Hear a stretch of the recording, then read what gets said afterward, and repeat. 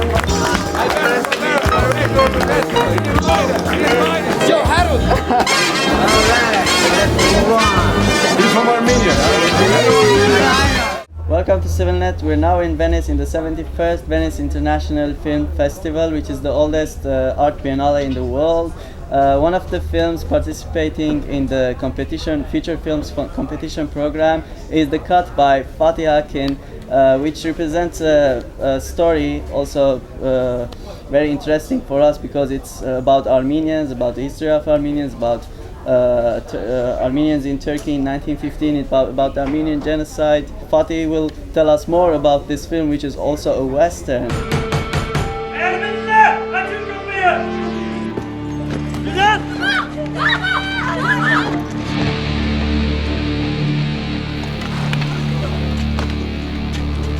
Bunları birbirine bağlayın. Çekin. Kurşun harcamadan.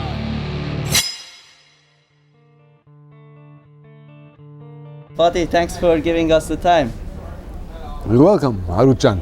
You're welcome. Thank you to let me speak with you. Thanks, Fatih, for giving us this exclusive interview for the Armenian audiences. Fatih, you started this film project since a very long time, since 2007. It was a different thing, then it transformed to The Cut. It was first about hunting, then it didn't happen, you then changed it and you made this a script. But until the film was ready to screen, obviously you kept it low profile. What was the reason behind that? I didn't want to get disturbed while I was preparing, financing, and shooting this, and I mean disturbed by certain groups, who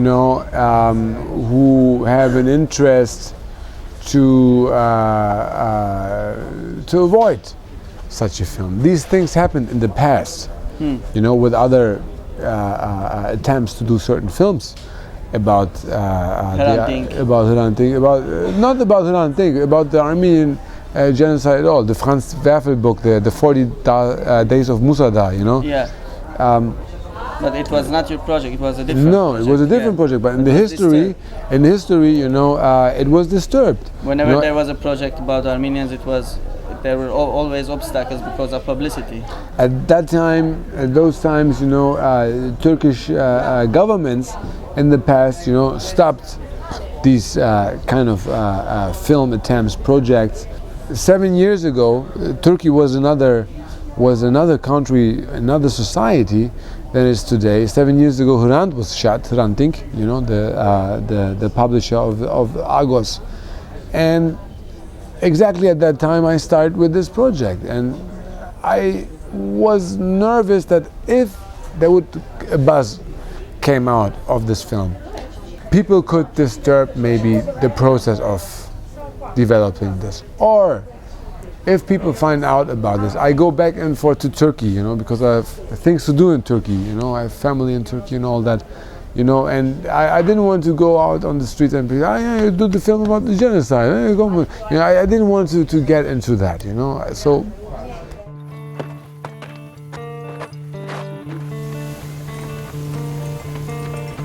بص روحك خيو، مين عمل فيك هيك؟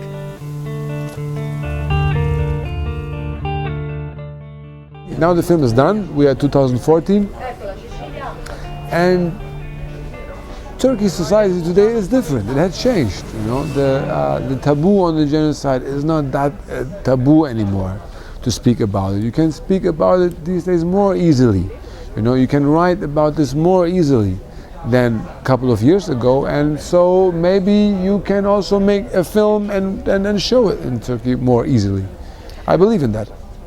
Well, yesterday before the screening in the press conference, Simon Abkarian said that this is the film that Armenians are expecting before the centennial of the Armenian Genocide.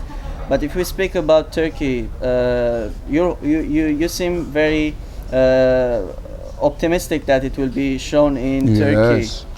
Yes. Yes. Yeah. Do you think that Turkish society now is, you mentioned that it has changed after 7 years. Do you think it will be also accepted, it will find the right acceptance in the right context in Turkey, because you're one of the greatest Turkish directors now alive, and such a film by you, it holds a different importance for the Turkish society than by, let's say, a Russian or an Italian director, you know. Let's mention that after your interview in August, there was also a threat, and there were some threats against August. When I started working on this, I knew or I expected threats, because it's such a emotional charged subject and issue, the Armenian genocide, and I had 7 years time to prepare myself, you know, psychologically, physically, you know, to such threats. So they're not surprising me, and I have a way for myself found to handle that, to deal with that, you know.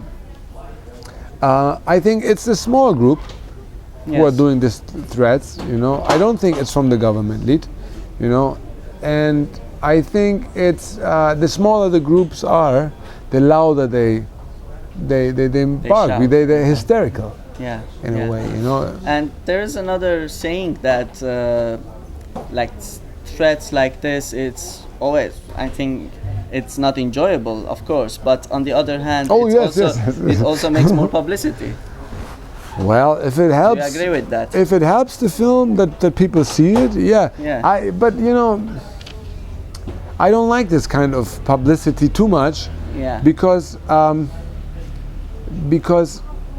you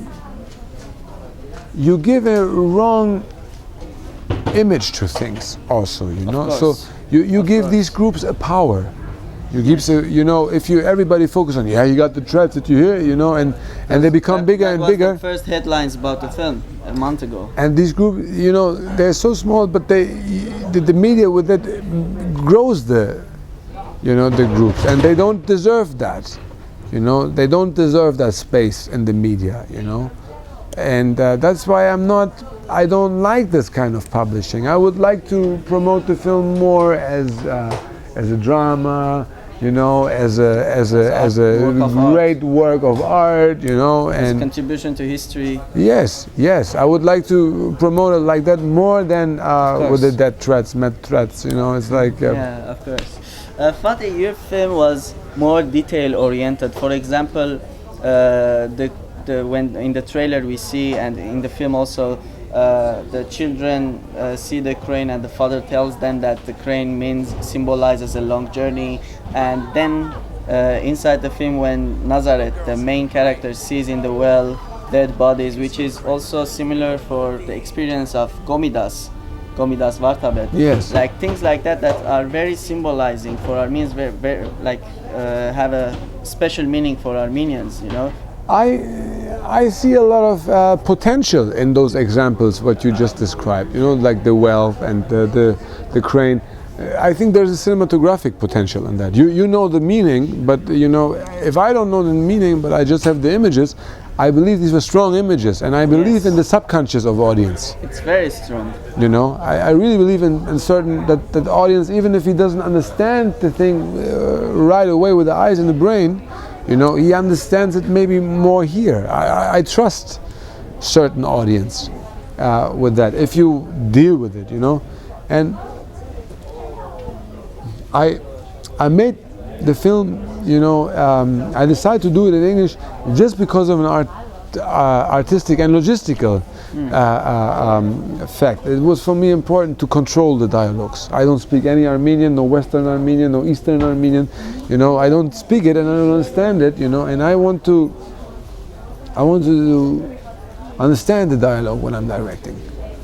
You know, I'm the director. I have to control what's going on. You know, I don't want to, especially with Armenians. You know, everybody has other opinion. You know, everybody knows better. No, he has to say it like that, and then somebody will pop up. No, he has to say it like that. Okay, good. I like Harout more, so that's why we take Harout. It's not about the language; it's about the symbols. But the symbols are very human symbols, so it would get. I mean, any person from any culture would get those symbols. After all, the cranes, the well, and other things. You know. Yeah. That's what I think also. And can you describe how was your cooperation with Mardik Martin? You had a lot of Armenian partners in this film, a lot of Armenian actors, producers, but Mardik Martin is a special character. How did you come to the conclusion to make this cooperation with Mardik? Mardik Martin worked for Scorsese. Yes. He was his first scriptwriter of Scorsese, and I know Scorsese, and I had, when I decided to shoot the film in English, I needed an American screenwriter. Yeah. You know, and then I need somebody who knows how they talk 100 years ago. You know, I need somebody who knows how they talk in that region, you know, Middle East. You know, and adapt it into the English. And then somehow the name Mardik Martin popped up. I knew that he was from Iraq. I didn't know that he was Armenian, that he was Christian from Iraq. And I researched the guy, and he's Armenian. He's our man. And then we called Scorsese's office. They found out where Mardik was, and then we come together in a way. And I could convince him, thanks God, to be part of the project. Okay. My last question, Fatih. This film is about Armenians and Turks, but it's also about Armenians and Arabs. It's also about Arabs and Turks. It's somehow representing the good and the bad in each community that you are describing in this region that is taking place, that the story is taking place.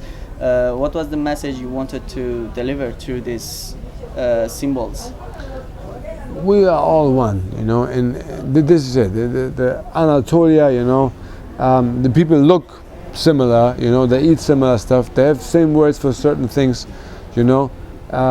We are all one, and because of stupid thoughts, just thoughts, you know, we get separated, and these thoughts become so hard as stones, and these stones become so hard as iron and like arms. You know, but in the end, all these bullets were thoughts. You know. Fatih, thank you very much. Thank you for your time. I hope we will see you in Armenia. Maybe next year. Yeah. We'll bring this film to Armenia. I hope I come. For the Armenian audience, and maybe after screening in Armenia, we will also have another discussion with you there. Yeah. So, thank you for giving us the time. And we were speaking with Fatih Akin, the director of The Cut, the film participating in Venice 71st Venice International Film Festival. It was an exclusive interview with Fatih Akin. Thank you for giving us the time, Fatih, and thanks for following us on CivilNet.